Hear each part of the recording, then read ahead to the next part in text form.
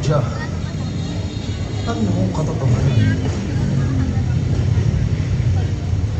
Ito pa rin naririnig mo? O di kayo nakikita?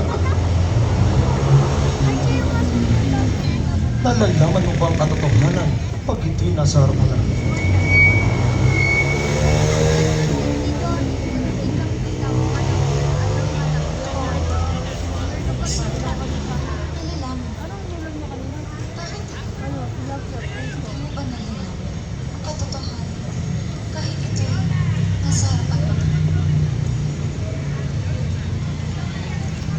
Paano ko ito malalaman? Claudia, maaari mo ba sabihin sa akin kung ano ang katotohanan? Hindi mo naririnig, nakikita, o nararamdaman mo lang ang katotohanan. Mahal ko, walang anuman, o kahit na sino nakapagsabi ko sa'yo.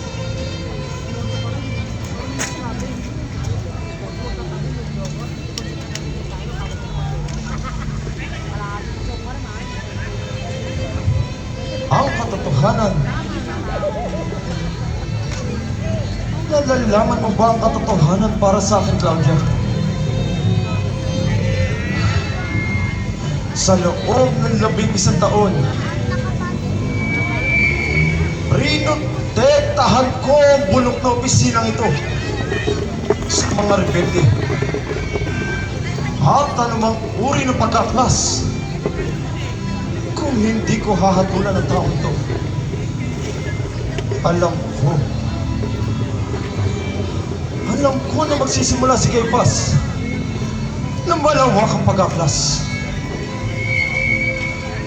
At kung siya naman ang hahatulan ko,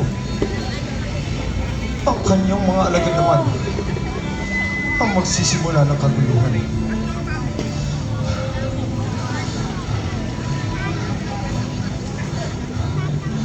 Claudia, kahit ano mangyari,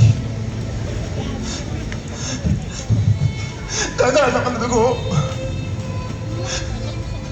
Pinuntahan na po ulit sa harap ni Claudia.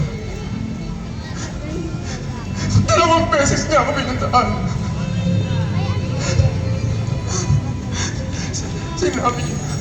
Sinabi niya na sa susunod na may dumanap na dugo sa aking nasasakupan.